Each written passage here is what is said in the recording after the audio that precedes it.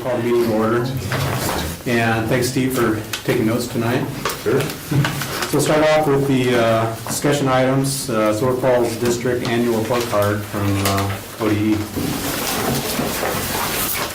Andy. So I can give some talking points, Mr. Chairman, and then we'll address any questions that you may have. Wally, I know you had asked that we just get a few extra minutes on this document, and just as a quick reminder, the report card for the school district, each of the 197 school districts in Oregon comes out once per year, as does report cards for each of the schools. So specific to our district are 14 report cards, one for each school, including our charter schools, and then one for the entire school district, which is a reflection of each of the performance of each of the schools in the district. And actually, I shouldn't just say performance, because it also includes quite a bit of enrollment and demographic information and other information. I think that's just generally interesting for folks to see. So just taking a look at the first page, and each one of you received a copy. I think one of the things that always draws my attention is to take a look at the bottom right-hand portion when it talks about class sizes. I think it's easy to refer to specific classes or individual classes at individual schools, but from my perspective, it's always helpful to take a look to see where our class sizes are from a state reporting standpoint in comparison to other schools in the state of Oregon. And generally speaking, each of our classes are smaller than other schools across the state of Oregon. Our self-contained classes at 23, where their average size is 25 in Oregon. If you take a look, actually, the elementary, they have departmentalized classes, and I'm truly confused by that because I'm not aware of where we have any departmentalized elementary classes in this school district at the primary grades. But if you take a look at the middle and high school classes, the majority of those are also less than the state average. We do have, based upon reporting information, some higher numbers in science at the high school, or excuse me, at the middle school level, and a slightly higher number at the high school level in English language arts compared to the state average. So again, just reference information, and if there was a real big disparity in those numbers, I'd be concerned. But at this point, with those numbers, I'm not overly concerned, and I know for a fact that a number of schools in Oregon have much higher class sizes than we experience here.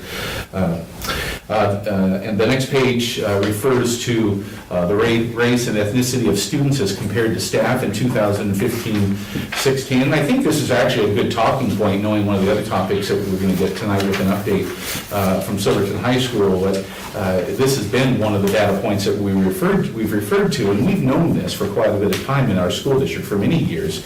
The challenges that come with trying to create some proportional similarity of staff members to students in the district. And I think generally speaking, most school districts should say the same thing. There are some school districts like Woodburn Schools and Salem Kaiser School Districts and others who have really put forward a pretty significant effort to try to make those proportions similar, and they've been effective at it. Admittedly, over the years, we haven't. It hasn't been a priority in this district, and I think there is some need for us to have that conversation about what it is that we can do to help make those proportions similar. And that it's more of a long-term goal. That's something that's not going to happen overnight, but it is something that I think we can give some additional attention to. There's some basic information there on funding, per pupil spending, funding sources. There is some general information on expulsions and suspensions, and they're pretty self-explanatory. On the third page are performance indicators based upon both the Smarter Balance Assessment, the SBAC, is what it's referred to, right? We've just completed the second year of SBAC testing, and the science testing results on the bottom are specific to the state science test. In English language arts and in math, we've seen growth over the past 2 years since the assessment has come on board, especially in the middle school and high school ages, grade levels, and that's pleasing to see. Clearly, we still have some more work to do because I think the target, similar to our target of graduation, being at 100%, that target for performance it's with students in language arts and math also needs to continue to climb as much as we can each year. This is actually a spot that kind of stood out to me. The grades in math, grades 3-5, looks like we're struggling a little bit there. Took a drop there.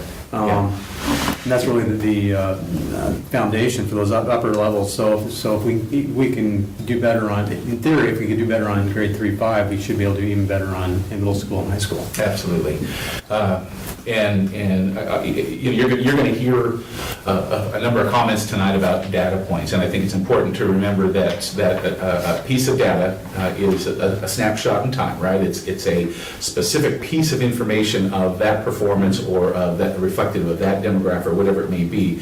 And while I agree, Wally, that we need to continue to pay attention to that, what's going to be even more significant is if this kind of performance continues at the elementary level, and if it doesn't equate with the kind of results that we're seeing using our formative assessment, our STAR assessment that we use multiple times throughout the year, which at this point is not indicating that kind of a drop. So we're hoping to see that trend continue. All right. And then going on down, science in grade 8. I know it's been a struggle, especially in our K-8 schools across the board, trying to get a good, solid science curriculum that the teachers can deliver and having the right equipment and everything that goes with that. And it shows up here in our scores as well. Yeah, and what drew my attention to that, Wally, is especially the drop at the high school level of 8% students in grade 11, because you can see there was an upward trend. And I would have ideally liked to have seen that go up this year. So I'm not certain what the reason for that, other than it is just an indication of one-year performance. But you bring up a good point, in addition to the fact that our elementary schools are not equitable when it comes to things like lab equipment, and we're not even able to offer some of those, especially in our multi-grade classroom. You take an Evergreen or a Pratt, and we have 3 grades combined. The reality is there are some natural swings in performance that occur every 2, even 3 years, simply because of the looping of the science curriculum, right? I mean, you get physical, earth, and life science, and those courses are generally looped through the 6th, 7th, and 8th grade, or the 3-grade configuration. So depending upon which year you happen to land in that subject is generally what the performance is going to be improved. Next page, second line down, graduation rate. Again, this is not news to you. We reported this when it came out, that our graduation rate for the past 4, actually more years, 5 years, has increased from about 74% in the 2011-12 school year to 90% a year ago. And that's a telling figure. At the same time, it is one figure. We want to see that continue to grow along with the other performance indicators in the school. If you take a look down below, you'll see some of the district-specific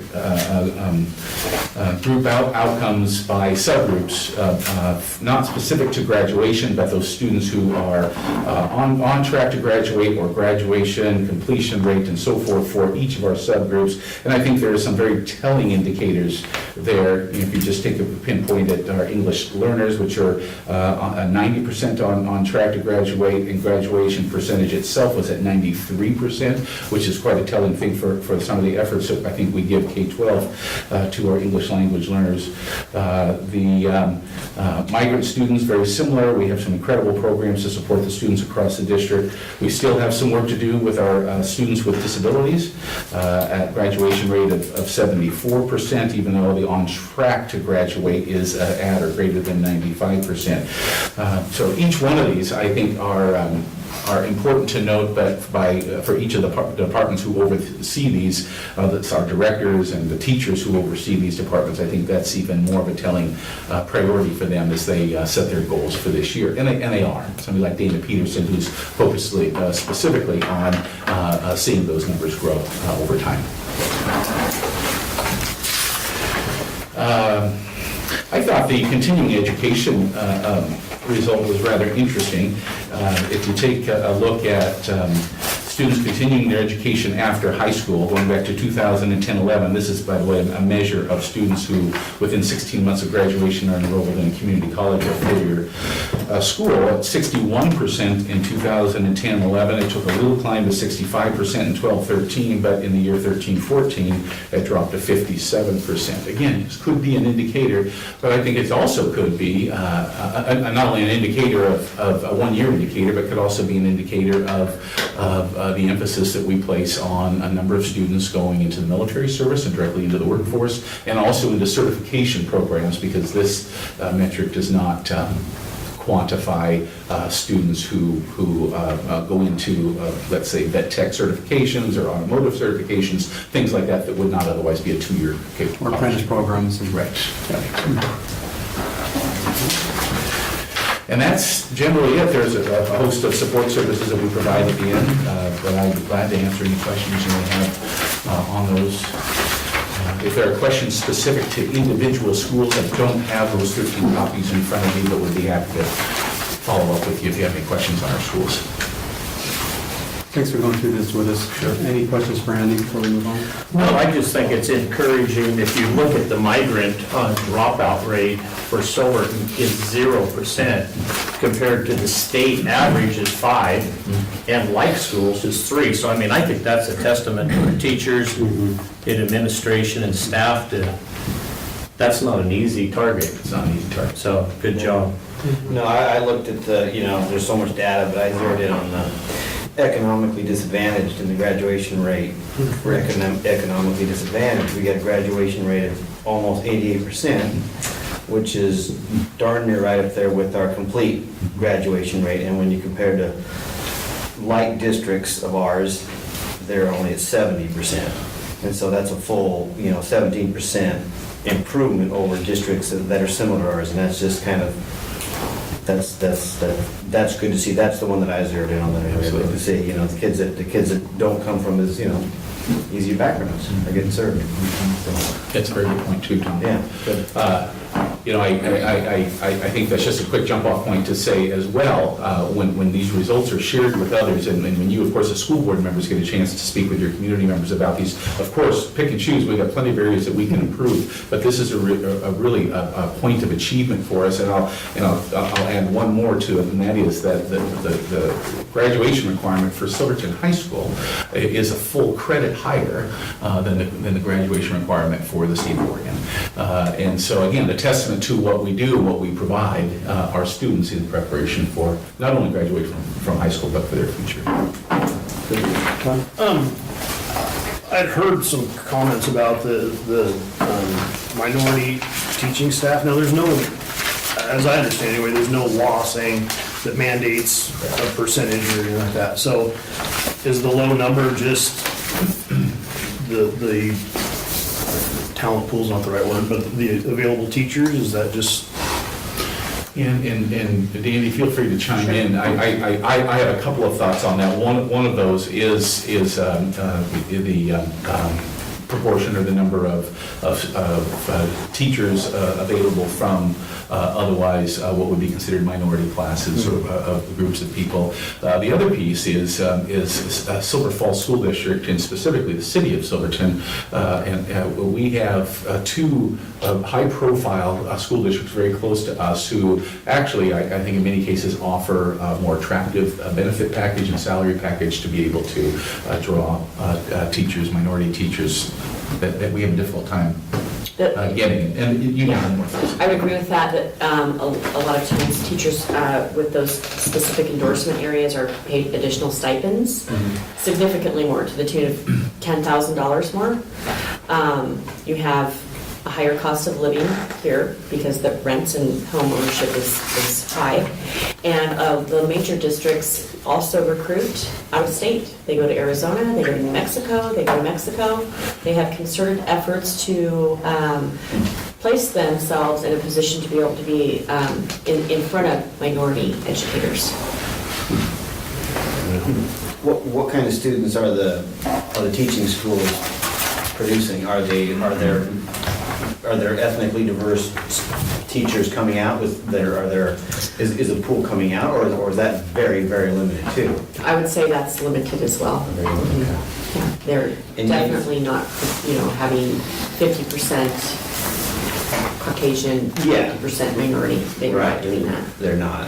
Is that any improvement on that? Is, can we look and do a, using a sports term, can we, is there any scouting reports that say we got more minorities enrolling for teaching? Well, you have Certificates? fewer people overall enrolling in education Yeah. programs because the pay is not competitive, and with what happened in the last recession, Right. people are not going to spend the kind of money it costs to get an education and then get riffed Right. and have that kind of college debt. Sure. So we are in a teaching shortage, and we have not even begun to experience what it's really going to look like if you compare us even to the Midwest, where large school districts open the school year 600 teachers short. And we are just going to begin to see that here in the next couple of years. Even the state of Washington seeing that. right? Yeah. And so one of the things that we're looking at is the Grow Your Own programs. We've been talking with Salem Kaiser about the kinds of recruitment that they do, not only with classified staff, but also with high school kids in terms of looking at kids who are interested in becoming teachers, minority groups of students, and talking with them about the kinds of contracts that they can be offered as they progress through their college careers, so that by the time they're seniors, the district is paying for all of their tuition and college costs and guaranteeing them a job. So it is very difficult to compete with that. Wow, my goodness. Wow. Yeah. But they have assurance at that point of the future of their school district, and Salem Kaiser is a Yep. perfect example of that. And they're very large, and they have some resources maybe that we wouldn't have because of their size, but I believe it's effective. We did just recently reach a partnership with Concordia University out of Portland to offer discounts to teachers, current teachers, folks that have bachelor's degrees, and even some of our folks, including classified folks who have no bachelor's degree, to be able to offer an incentive for them to go back to school and get some advanced coursework completed. And I think the partnership may be effective. I don't know if you've received any requests on that. That Not just yet. came out a couple of days ago. Yeah, that happened right before Thanksgiving break, so. Okay. All right, thank you. Okay, move on to the update on Silverton High following the election day event, Justin and Andy. Justin and I are going to co-present on that. You guys are final piece. Yes. I'll go ahead and... Oh, I'm sorry, yeah, I'll start with this. I'll go ahead and start the conversation a little bit just by letting you know where we've been since Election Day and since we had the conversation at the last board meeting. I provided each of you a couple of documents. A couple of you had actually requested them, but I think it was just general good information to have, similar to the comment made earlier about taking a look at data. I think that was a natural place for us to start, in addition to some things specific to the school that Justin's going to cover. But I did take a look at the last 6 years of our Healthy Teens Survey, which is actually titled Student Wellness Survey. It used to be called the Healthy Teens Survey, and we administered it to our 11th graders and our 8th graders every 2 years in this school district. And generally speaking, as the title suggests, it gives an indication, again, at that point in time, from the students who took the survey, a reference for us to use as we identify some of the climate and specifically the cultural things that may be in effect at, in this case, Silverton High School. So I highlighted 6 questions that are taken verbatim out of the survey from each of the years and gave you some reference points for the last 3 years, zeroing in on those items that would be considered a reflection of how much, let's say, harassment or bullying or issues that a student may be experiencing in the school. You can surely read through all of these. I think one of the first notations that I made was that again, comparing it to a state average, not that we want anything other than 0 under Silverton High School at any one point, of course. But the reality is in many of these cases, what students report at Silverton High School is less of a frequency of some of these behaviors than what is experienced at other schools across the state, based upon this instrument anyway. And if you take a look at Let me see. Question number one is specific to if you felt unsafe at school on your way to and from school in the past 30 days. Question number two is one that I think is a hot button of conversation right now. In the last 30 days, how many times have you been harassed at school on a school bus or going to and from school because of your race or ethnic origin? And interestingly, we have seen a slight increase based upon, again, this reported information from Silverton High School from 7.8% to 9.8% between 2012 and 2016, where the state has seen a slight drop. And I think it's important to note that the 2016 reporting data, that 9.8% at Silverton High School, is essentially at what is experienced as an average across the state. That's not a boastful statement. That's one, again, that we want to see going the other way. But it is an important reflection for us to at least start there and say, okay, what do we do with this information? And Justin's going to comment on that a little bit more in a second. On the previous question, I thought it was interesting, though, our numbers have gone down and state numbers have gone up. So we're Correct. seeing exactly the opposite. Exactly the opposite. They were Right. significantly lower. Yeah. I mean, than the state, maybe 5 points lower. Absolutely. Which is very encouraging. It is. And I think you see that in a couple of the additional questions as well. This is just very, very useful information for us to use. We're continuing to drill down deeper into these and really, I think, starting now to look at more detailed subgroups. What does this mean for us? As an example, with the question specific to race or ethnic origin, what does 9.8% mean? And who is that? And who's reporting that? And what are other indications that we see in their school that we can address directly and personally to help minimize any of that we see, regardless of race or ethnicity across the board. I also gave you a second document, which again is a tool. It's not anything other than a specific reference for this point in time at each one of these categories, but that's related to Silverton High School, 4 areas of disciplinary referrals that have been processed each of the last 4 years: bullying, ethnic and racial harassment, sexual harassment, and verbal assault harassment. And again, I think it's interesting to note that there are indications that specific to ethnic and race issues that we have had very few. It says 0. I think there may have been one or other forms of harassment that may have been actually counted, but the ethnic and race harassment referrals in this at Silverton High School have been nearly non-existent. Now, again, a person can say, well, what's the reason for that? Are people reporting it? Are students comfortable reporting? Are they not reporting? Are they being addressed in some other fashion? That's some of the additional information that we need to look at. So even though the data indicates something as a snapshot in time, you can even say, oh my, look at that, we haven't had any race or ethnic issues for the last 4 years up until this year. Okay, we can say that, but until you really look deeper into the data, you really can't say that with certainty, which is what we're doing now. So with that said, I'm going to go ahead. Are these actual referrals that? These are actual referrals that we That's how you're process. counting the Correct. data here? Right. Okay. So in your 16-17 survey, when was that? Here on the 4 points on the second page. When was this survey done? That was done last spring. You're talking about the health, the wellness survey? Oh, no, I'm sorry. That's straight off our student information system, behavioral tracking. So I was trying to find out, are the 7 included in is that the election day thing? Was this done last week? Yeah, I don't know that all 7 of those were, but That's all I'm trying to surely find the out. lion's share of those were. Okay. Yeah. So, just to bring everybody up to speed on what had transpired there over the last couple weeks, I know many of you have heard, or at least caught a certain version of what had happened. I wanted to share from the principal's perspective what I know and can share with you. The rally that occurred at the school out in the parking lot, the students showed up early in the morning. And you probably heard me say this before, but it sure appeared peaceful. It didn't seem to be out of control or anything like that. Later on in the day, though, is what I think what happened in the morning as we started to realize more of this was more was happening than we realized as things kind of shifted into the school and we started getting complaints and concerns brought to us in the building.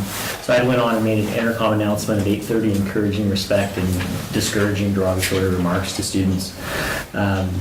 Sent one call home to families that evening too, just to not to go into great detail, but to get the message out about what had transpired over the day and to invite conversation, which that invite was received, and I had about 8 parents with me in the morning with Andy next door in my conference room there, and sat down with parents and heard concerns and kind of made a short-term plan, which part of that was to meet with students. And so the following day I met with each of the classes of students, freshmen, sophomores, juniors, and seniors.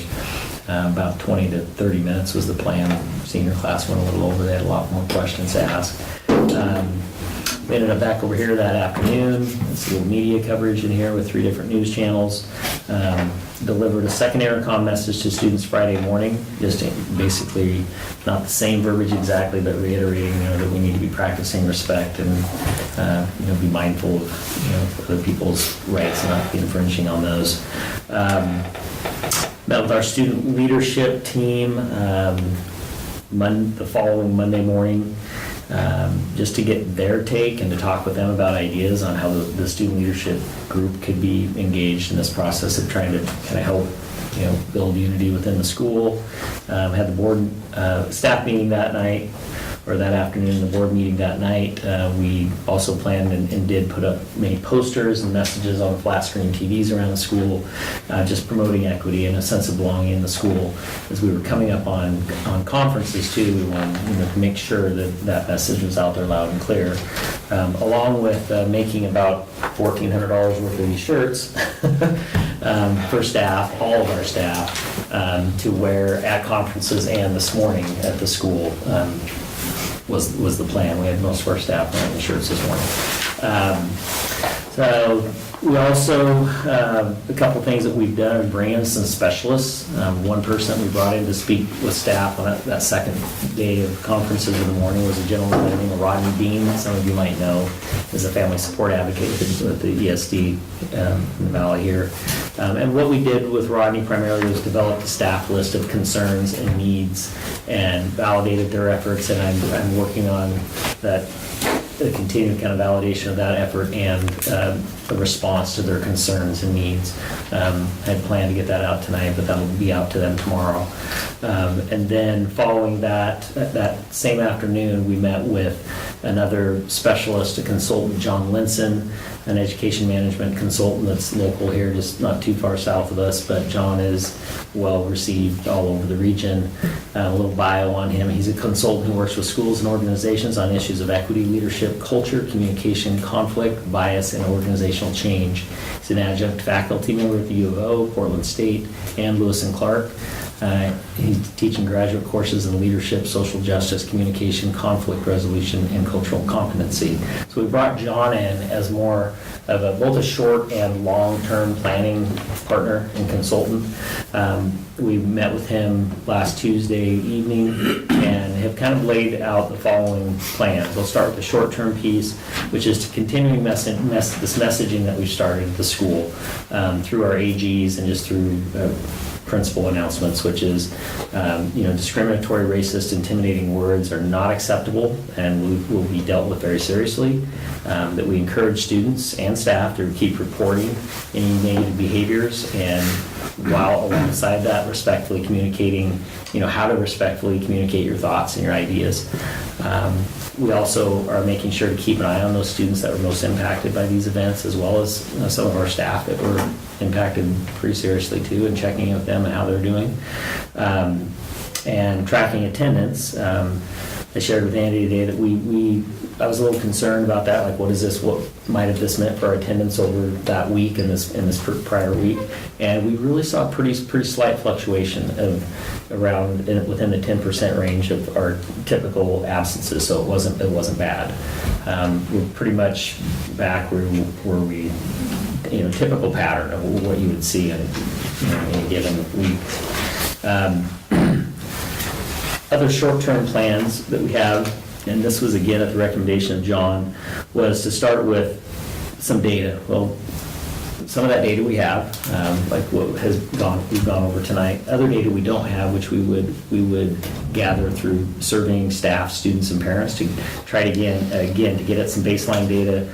That might be discipline, attendance, grades, even student school involvement. If there's a way we can track to see how engaged or how active are all of our students in, say, one club, one sport, or one activity at school. Is there a way we can track that and flag it? From this information, we would develop goals that would be guided by our students, our staff, and families' input. I just came up with some goals, but again, these are just proposals because we won't really be able to identify those goals until we have the data in front of us and able to approach these goals from more of a larger stakeholder perspective. But I could foresee some of the goals being increased student, staff, and parent connections to the high school. I found in my past that if you get especially a certain minority group involved more, the students get, or more, they buy into the school more as well. Without that parent buy-in, the students never really feel the connection. So that would be one goal, and we'd measure that through surveys, data. Again, as I said, we could flag, we'd be able to check that. What's the level of student involvement?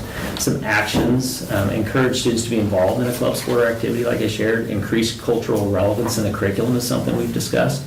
Again, something John brought out that I've heard it before, but it's important. A lot of times students aren't that as interested in the curriculum if they never, if they're from Mexico or, Nicaragua, or they never hear about that in the curriculum. They always just learn about the old dead English guys, so including that in. We also Except this is the United States. Yeah. Well, you should be studying the guys. And we also agreed that, whatever it is that we're doing, we need to have some alignment, the middle school alignment with us. So this isn't something new that they just start doing when they get to the high school, but they're doing these things at the middle school as well. Other possible goals would be increasing staff's knowledge surrounding cultural and racial biases while developing their ability to facilitate conversations. I think this is something they're struggling a lot with right now in the classroom, is they sense the tension, but they don't really know how to handle the conversations amongst students. So possibly some training there in both areas, and so some equity, cultural types of training, and how do you facilitate those conversations, that type of training. So said trainings, focus groups eventually could be part of this too. Those could be run by trusted adults. We even discussed how some of these groups could even be run by students in their own student groups. We talked about another action plan of basically having like a student panel that staff could ask questions of to learn how the students are feeling and what their concerns are. That might not be the only forum you could do that in, but in some way listening to the students, not just through a survey, but actually listening to their concerns or their feedback. Again, even in this is a different goal area, but still increasing cultural relevance in the curriculum. We also discussed creation of a culture team where there could be space for just basically a safe space for dialogue, and having ground rules and kind of protocols to follow within those settings. And again, middle schools aligned with these same practices. And as Andy mentioned earlier, more of a multi-year goal of continuing to look at our FT or our staffing matching our demographic, but that is also something that I shared, Andy and I've talked about. Not like we're not forcing that issue. That is, we want to when the opportunity exists for that, to go for it. But you wouldn't, not hire a great candidate just to put somebody in, to try to match that demographic. But I think we could definitely, and I know it might be costly, but we could probably do some more active recruiting, probably more so than we're doing now. So those are some of our short and long-term plans at this time, but that's only after a very short, probably hour-and-a-half meeting with John Linson. Any questions? Seems like you guys are really thinking this through in detail, and I like what we're hearing initially. I know it's going to take time, and I think what we all have to consider is these kind of implementations don't happen in a week. I think we have an issue that popped up that brought a lot of things to the head. We have to calculate and take time to see what's going to be the best programs for our kids to ensure that the message is communicated, and that, you know, racial, cultural awareness and inclusion and zero tolerance to some of the stuff that we saw is communicated even all the way down to the lower levels. But I think it takes time, and I think we need to reiterate that to our community members too, that as they, you know, I think getting this plan, initial plan, these ideas out to the communities is going to be great. So I would like to see this somehow communicated. Now, I know we're kind of in a work in progress. This is a rough draft. Sure.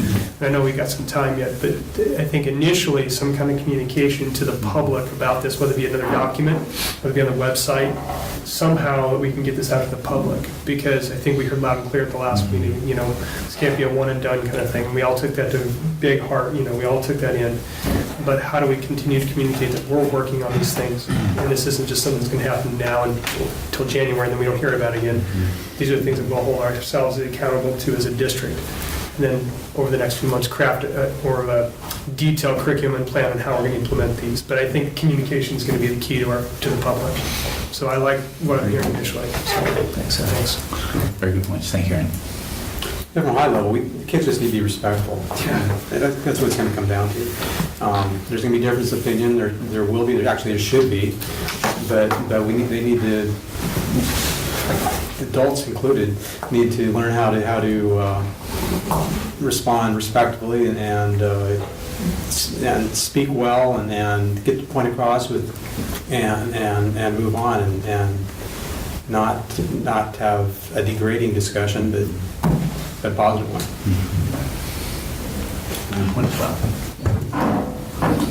Yeah, I like that, and I like Justin, you mentioned Andy's point about trying to get some more ethnic diverse staffing going forward. You know, we got, you know, 90% or 96 to 90%, about 90, I don't know, 5%, whatever, of our staffing is white, and only 8% of our students are about. And so there's a, you know, I just feel it would probably be easier for kids that are having problems to speak with someone who maybe has been there, who has struggled, you know, whereas, you know, maybe our current staffing situation, they just can't relate. And so there's that, maybe we're lacking some communication, but that's a long-term goal. I think the school has made a little progress in that area. It was before my time, but you know, in hiring our attendance specialist, as well as one of our campus monitors, I think that's been a step in the right direction. And you take advantage of those opportunities when they present themselves, and we have a good match, a good fit. So. I think it's important to remind ourselves, too, of the good things that we have in place, including what Justin just shared. Our advisory group system at the high school is unique in many ways, is one of a kind. The fact that students have, for 4 full years of their high school, an adult that's designed to be a caring person that they can turn to. Now, admittedly, that's not always the perfect match, but at the same time, it's an intentional effort, deliberate effort by the school district, by the high school, to say, we're putting people in front of you for not the purpose of language arts or for math or for science, but for creating that accepting culture within our building. And here's an adult that you can turn to when you have times of need. The only other piece I wanted to comment on with Justin's data is just related to attendance. We had heard on the day of the election, and even the day after, that there were some kids who were concerned about coming to school, concerned for their safety and well-being. And very quickly, Justin and his staff followed up with those students individually. And then if you take a look at the data for the second, third, fourth day and subsequent days following the election, the attendance very quickly went back to ordinary. There was a bit of a blip for a day or two where students were absent for who knows a number of reasons, but it's somewhat refreshing to know.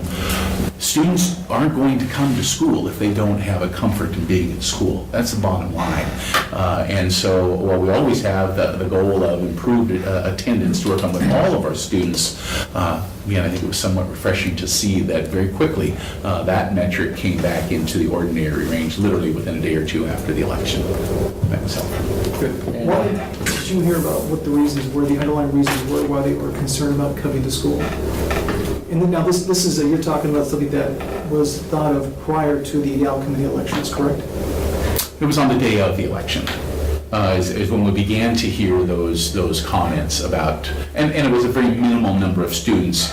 Some of it was even received second and third hand, Ron, but that information was there. And, we validated some of it, and I think the majority of those were specific to, I feel unsafe or I feel nervous about coming to school. But when questioned a little bit deeper, it wasn't so much what happened specifically at Silverton High School as much as it was what was going on in the political arena on the So that day. was separate of the student body, Correct. of the actions of the student body. And we strongly encourage students to make sure they're reporting. We can't control those that might not feel safe enough to do so, but that was part of what we wanted to look at too, is what are the discipline referrals related to this? What have we seen happen with that?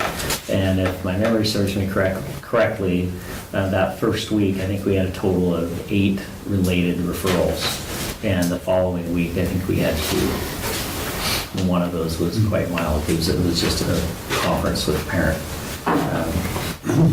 It was not even a student-to-student related matter. It was more of a something the student had brought on campus that they shouldn't have with them, but it was related. Well, both Justin and Andy, I've heard a lot of good feedback since the incident about how it was handled, both from students and from a few parents. I think emotions are a little bit high at first. I've heard, these kids need to be expelled, they need to be in jail, they need to be, drawn and quartered. I mean, it was down to, hey, considering everything that happened, I think everything was handled pretty well. So it's nice to hear that. Any other questions, comments? All right, thank you. Thank you. Okay, we'll go ahead and move on to the last item on our agenda, the board member communications for use of social media. We heard some comments from the last meeting, so we brought forward. We had some emails sent to us after that meeting, and I had some board members get a hold of me and have further discussion on this. And just want to bring up some things before we get started on the discussion. It's all around some of Todd's posts on social media. And I'm just going to reiterate some things I sent in the email to you guys, that this all seemed to be on Silverton Rejects page. This type of discussion is normal, expected, and encouraged on this Facebook site. And I even right at the top of the Silverton Rejects, it says, by liking this page, you forfeit your right to complain about this post. We're not going to take any action tonight, but if we do, there are some things we could talk about. First is taking no action. Second is request that Todd either stay off Facebook or be respectful while on it. We could adopt this, and this is after discussion with OSBA, by the way. Adopt a statement stating that the board does not condone Todd's use or activity on social media. We could hire an investigator looking this further, or we could censure Todd for violating our policy BBF. Some of these things we've already taken against Todd in the past, some we haven't, so I'll open it up with that. Well, I guess I'll go ahead and start with it. I'm as tired of anybody as getting a lot of these people complaining that they don't like my opinion on things that have nothing to do with me being on the school board. How I voted has nothing to do with the school board or me being on the school board. It's my private Facebook page. I'm not, posting as Todd White, board member, any of that sort of stuff. And most of these all come down to, the initial one that was a complaint of something before I was even a board member. And these others are all, difference of opinion. I don't like his opinion, he shouldn't be on the board. Well, that's not how it works, In the stuff we were presented at the last meeting, stuff taken out of context, when it's put in the context that it was written in, the one about the Trump one, accept it, shut up about it, let's move on, that sort of thing. Somebody had posted about the rioters up in Portland.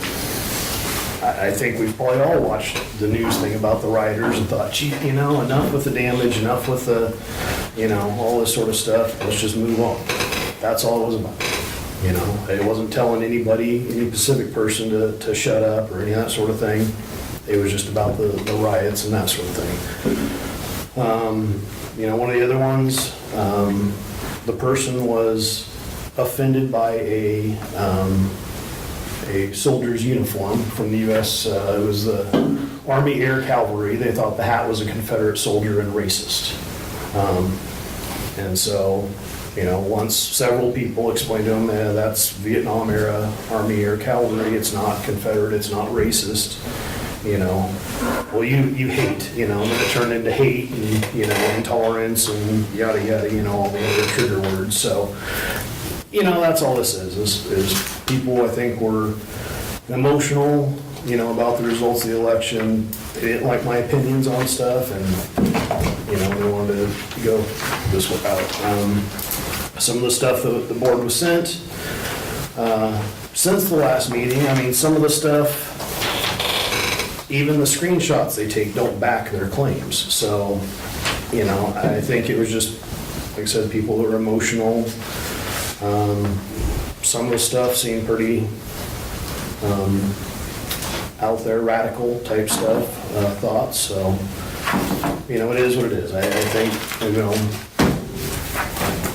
that hopefully everybody's calmed down and they're not all upset and worried about every little word and not finding offense in every little thing.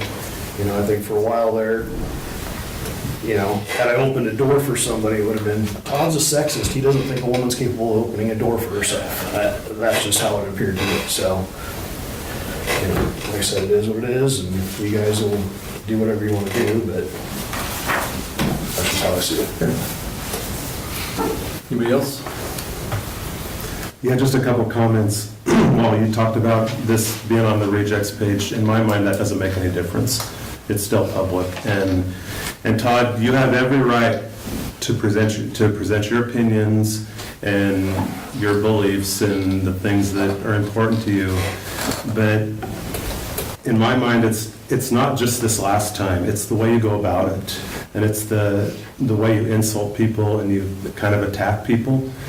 And it's not just this most recent thing. It's gone back since you got on the board. I mean, we've had complaints, one before you got on the board and then one 2 months after. And I remember talking to you privately about it and saying, you know, you're held to a higher standard now. You can't do this stuff that you did before the election. You can't go on there and insult people and slam people and knock people down. And whether you like it or not, board members are, you know, you're held to a higher standard, and you should be. We all should be. And I know that this last thing around the election everybody was emotional about that, but I'm not even focused on that one. I think about this in the last year and a half of every few months, we're sitting here talking about something that Todd did on Facebook. And in my mind, it's not okay. You should be held to a higher standard, and I think it's gotten to the point that it's a liability to the district. I mean, somebody could very well file a lawsuit against something you post on Facebook or something you've said things about staff. I mean, it's a liability to the district and to the board as far as I'm concerned because of the way you attack people and because of the way you're insulted and things like that. And not your opinions, not expressing your opinion, it's the way you go about it.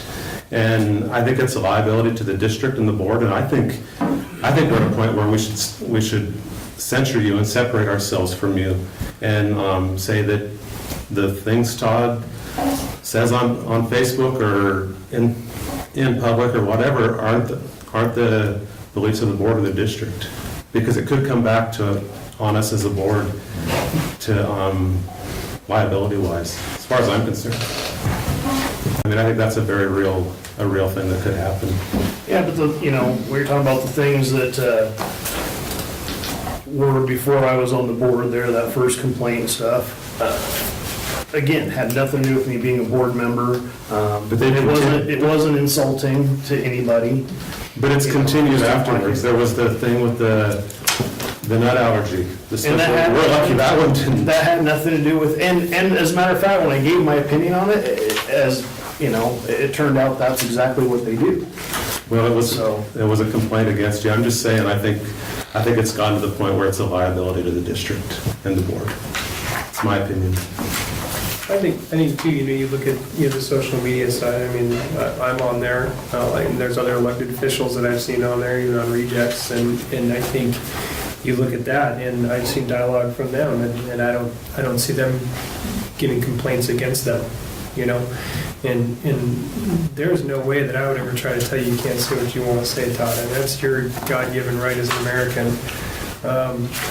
And we all have the right to do it, to say whatever we want. We have the right whatever we want to do in this free country, but again, I think we have to deal with, whether it be right or wrong, we have to deal with the consequences of what is said.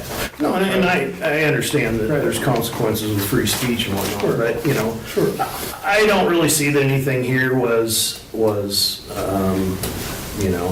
insulting. I mean, there was a lot of claims there of, sexist, violence towards women. I mean, and it was just stuff, it was really, really reaching. There's- and it just. Here's the thing, there's a couple of things, some of the stuff I read through, I would say, okay, maybe not as extreme as in some areas. However, there are two that I want to call out here that I'm kind of frustrated with.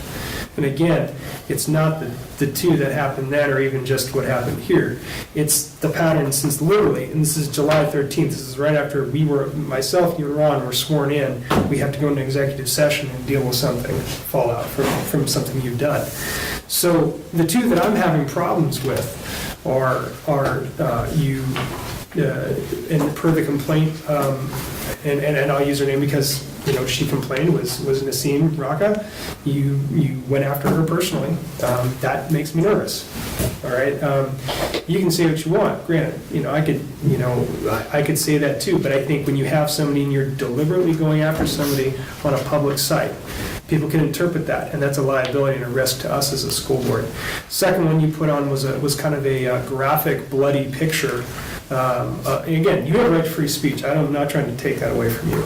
But that is not something I would expect anyone on the board to post. Well, but as I explained too, that was from an old profile 3 probably years ago. That wasn't recent? No, all the ones that were recent all had the same icon with the flag, all that stuff. So that's where I kind of posted, some of these were years old, which makes me wonder, it's like, why is somebody saving screenshots of comments I made years That before was I was on old, the but board? I'll go back to the first one I said, which concerns me, and again, it's the going after somebody personally, naming them by name, and kind of potentially defaming their character, who they are in a public Well, venue. not really. That Like, concerns me. well, and I understand you have concern, but It's the pattern. if you look at the context that it was in, that context is everything, and so it wasn't going after saying, that, this person's evil, this sort of stuff. I was explaining, and this was the incident with the being offended by the soldier's uniform and whatnot. I explained, hey, and then, like I say, there was 5 or 6 other people that, hey, this is a Vietnam era uniform. It's a color picture. It's not, Confederate. It's not, and then it turned hate. So I was explaining why, somebody else had posted about, ignorance leading to hate.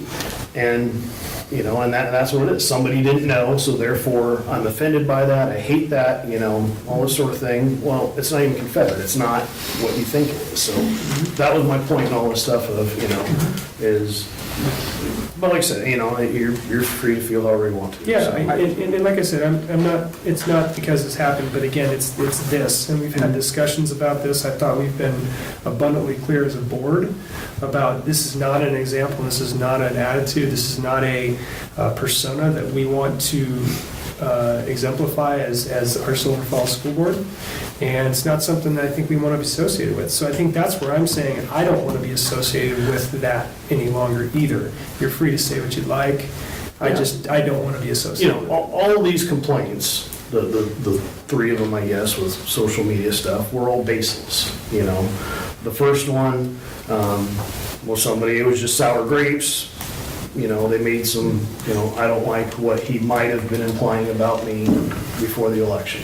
That's all that was. The OSBA, they did their little investigation, same sort of thing. The other one with the nut allergy, if I remember correctly in the thing, they didn't like the data that I used because it was older data or whatever. It had been replaced by some newer data. I gave my opinion on something, That's it. It wasn't implementing anything. It's not a board issue. I mean, I like steak. Does that mean Obviously, you it is a don't? board issue. Well, but somebody's trying to make Not a it, board issue, Todd. somebody's trying to make it one. And It's become one, so you're saying that these are just 3 unwarranted, unfair targets against you? I mean, let's put it into context, and I'm not saying myself or even Ron are better than you, but us 3 have been on the board at the same time, and I don't remember Ron and I having Well, any but complaints. you also remember, before this, I was very, very vocal about Eugene Field and the closing and that sort of stuff. That created a lot of enemies right there. Okay, so maybe once you got on the board, you should tone it down and act like a board member then is supposed to act, and not be insulting people and not be doing some of the stuff you're doing. I just think it's a liability to the district. It doesn't take much for a person to file a lawsuit anymore, and I think it's a liability to the district and the board, the way you go about things, and I think it's risky for us, and I want to separate myself from it. In the board policy of just dealing with our public and with kindness and respect, and that seems to, in my mind, have been violated multiple times here at the time. The post you put on, I think, just going through and just looking at a couple here, probably would have been perfectly fine if you would have left out the final piece of it. It's been blown out of proportion. I pity you for your unhappy life. It's based on irrational fear. You have a statement, then you kind of make a final dig. I think that causes problems within your posts. But, like I said, this one here, blown out of proportion. I felt that it was. It was, on all these other news sites and all this stuff, and before you knew it, everybody in town was a racist and this sort of stuff. I think it kind of got blown out of proportion before people even knew what really happened. And it may have been, but there's still perception out there, and it doesn't go over well. And Todd, if I may share, I just wrote down a couple of points here, just kind of listening to. You mentioned that context is everything. And actually, it's not, because if context was everything, we wouldn't be sitting here talking about this. Perception is a huge part of who we are, sitting on the board. And like Aaron mentioned, we have a heightened responsibility when we communicate out to the public. And you are extremely vocal and you're active on Facebook, but with that responsibility comes self-control. And at times you probably lack the self-control and awareness that you should as a board member and a member of the community, someone that holds a post. So you've got to understand when you speak, regardless if it's on your own time, expressing your opinion, it does represent all of us, whether you like it or not, it does. And then Shelley Needham made some comments at the last meeting that she'd like us to show consolidarity by censoring it. Well, I don't necessarily agree with that, but the fact if you've got some of the general public talking about censure, and they think that you need to be censured, you never should be in that position. And that's why we also have the school board function, we have the summer camp, we have a lot of ways of educating ourselves on how to perform in this post. I highly encourage you to participate in those. I mean, there's some great education there.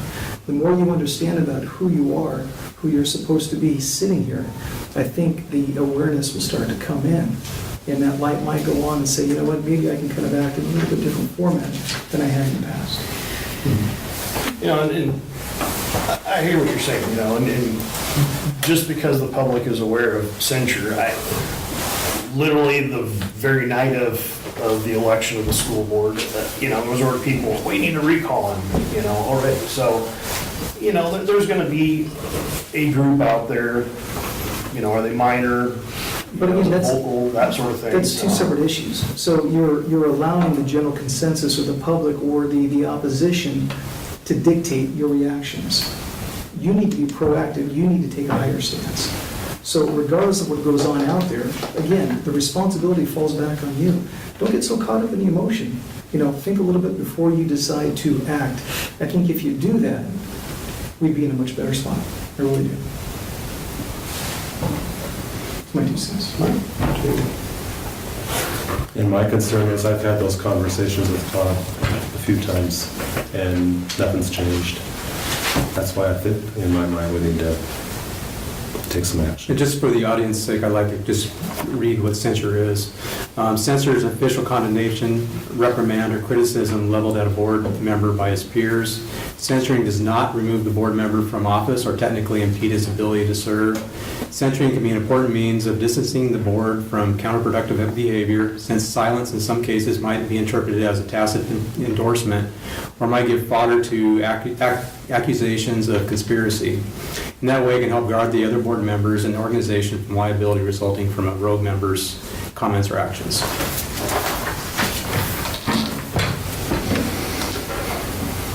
Todd, I look at it like, I mean, you know how I feel about this. And I wasn't even at the last board meeting. But it's like a beehive in a tree. And you keep going up and shaking the tree and you get stung. You know, how many times do you have to shake that tree? And pretty soon you got all these other bees coming around stinging the rest of us. That's the part we don't like. So. Tom, you have thoughts? Not really. Well, yeah, I mean, I got a few. No one should be on sorting connection rejects. You know, I mean, I know lots of people who are just getting rid of it. The rules are right at the top. It's a place where people go for vigorous political discussion. And Todd delivers it, and there's lots of people there who go there and deliver it too, and they relish in it.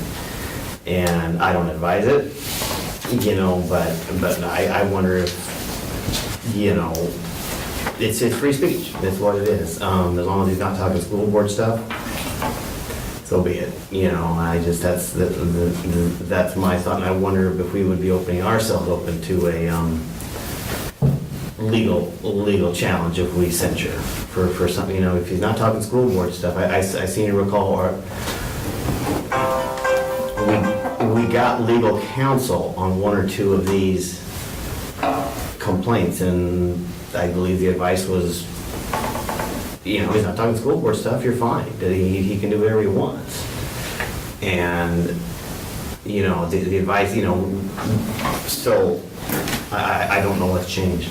You know, I don't advise it. I don't like to speak to people that way, but that's the way some people like to communicate. There's been a lot of Facebook issues around recently too. There's a fellow in Salem City Council that just resigned because of a Facebook post. I just read this morning about Marion County Sheriff and I think a Salem police officer that are both in trouble because of Facebook posts. So it's Facebook's dangerous. Oh, I firmly believe that, and I think Todd's in some gray areas, but I think we're, you know, I just don't think it's actionable, and it's just, like I said, I don't advise for anybody. So, anyway, those are my thoughts. I think there's just, you have to look at, again, coming back to the definition, you know, he's trying to, you know, say Todd can't say anything. But again, dealing with the consequences of what an individual says, that distract from our unity as a board, distract us from our board business. Well, I guess That's why I think where there's censure is there. And I think censure is just at least, it's again, not trying to tell him what he can't say. But it's kind of publicly saying we distance ourselves. Well, yeah, that's what I guess you're I mean, to me, you're kind of making my point. You know, he's arguing with somebody about symbolism on a soldier's hat, but that has nothing to do with school stuff. That discussion isn't going to show up here. It's something out there for historic, you know, for it. You know, it's. I just don't think that it's, like I said, I don't agree with it, but it has nothing to do with school stuff, so that's my opinion. And Tom, I would be against censure, so I mean, there's just nothing more. Would you support a formal statement not condoning behavior on Facebook? It's free speech. People need to get a thicker skin. All right. You know, you don't like it, unlike it, go somewhere else, get off of Facebook, go scan.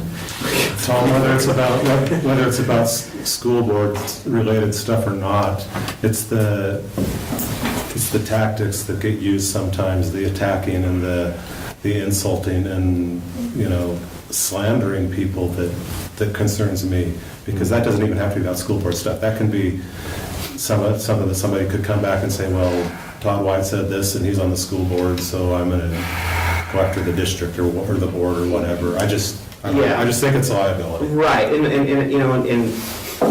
I would agree with that if Todd was doing that they're going to Swords and Rejects to do that. That's where everybody gathers for that. If you don't want to get in a vigorous discussion with Todd, just don't go there. It isn't like, bullying is when, you pick on someone who can't, is when you pick on somebody who's entering school, which just happened because they got to go to school. You pick on someone who's on a school bus because they got to ride that school bus. You don't got to go on Silverton Connection Rejects. That's what people do there. I don't agree with it, but I choose not to go there. And I would advise everybody, don't go there. We go there to pick. Yeah, but if, You go there and take a fight, don't join in the fight. I'm a very big free speech advocate, so I think it was pitched, so I don't really, I think it's, as I said in one of the comments, I think people are going out looking for something to be offended by. You talked about these other issues, the Salem police officer and the other one. I haven't read fully on that one, but the city councilman in Salem and stuff. There was a lot of people that didn't see, I don't know how it got posted up there. I had heard that somebody else had posted it, and he had posted it, of somebody running over protesters or something. I think the main issue people had is he didn't even comment about it. There was no comment, it was just the video up there, he didn't condone it, he didn't, say anything negative about it, he didn't give any context to it, it was just posted there. Some people found it offensive, some people said it was racist, I guess, because some minorities got hit by cars, I don't know, but, I think a lot of people are just out looking to be offended. yeah, but Todd, by your own reasoning, if people are saying that, they can also say that you're out there posting to offend, using your own logic. And Tom, I don't agree with you in the sense that we need to remain silent, because the perception is out there that if we remain silent and we don't condone the whole words, we're just as guilty. They're gonna perceive that the whole board is somewhat apathetic towards what we're trying to achieve. Now, I don't agree with censure as well at this point, but what I would like to say is, or to see that, let's make a joint unified statement stating that we don't condone the behavior of the words Todd, you're posting. I would like to see if we have any access to data at what point, if any of the school board members from any other district, if they were censured, what was the cause? Was it verbal? Was it by their actions? Maybe some examples. There was a censure at Mount Hood Community College for a Facebook post, but I don't know the details. But can we get the details? I mean, does that? Yeah. Unless it's protected, we'll get what we can. It's on Oregon Live. Yeah, That was. I would like to see some examples. Yeah. I'd like to see examples of when people were censured. Or even other governments too. I know there's been, city councils and other governing bodies where people get censured to be, I think it's a similar, it's not the same body, but it's a similar body that might be able to broaden our, kind of our pool as to why. Yeah, I'd just like to at least get some knowledge on that. Well, it is, to go on with that, I think there was one that was sent to us last week or something. It was just a picture. There was no, and it was basically about keeping your children out of all this political rhetoric and whatever. And if you're involving them, that's not a good thing. I didn't even comment or anything. I just shared, this meme that basically says that, and somebody was offended by that. Somebody's always. That one said, if your kids are crying about the election results, you're a failure as a parent. Yep. It wasn't. So to me, that's, as far as I'm concerned, you insulted a lot of parents with that. You didn't insult me. I don't care, but I don't know. I think it's time to rip the Band-Aid off and do what we've been talking about doing for the last year. You just keep poking the tree. That's what I don't understand. Do you enjoy being stung? That's what I'm starting to... there is so much wasted energy and time, Todd, that we've got to deal with this instead of the important stuff with the kids. That's what's frustrating to me. I agree and I see your point, but, like I say, I think, We've talked about this and talked about this and talked about this, and I don't want to be associated with it as a board member anymore. I don't want to, if this issue comes up again, I would say, that's Todd. It's not the board, that's Todd. I don't want to have people come into our board meeting saying, your board member did this, and they still might do that. We can say, well, that's Todd, that's not the board. I think we need to make a separation. That's my opinion. I think it's a liability. I think it's risky. I think we've been dealing with it for way too long. So, just my 2 cents. I don't think we have consensus here, but Andy, I think maybe you and I could work with OSBA for a center statement for the next board meeting and then see what happens. Okay. And if you can get some additional data, I think that'd be great as well. Will do, absolutely. Okay. Any other, anything else for tonight's meeting? All right. Meeting adjourned. Thanks for coming.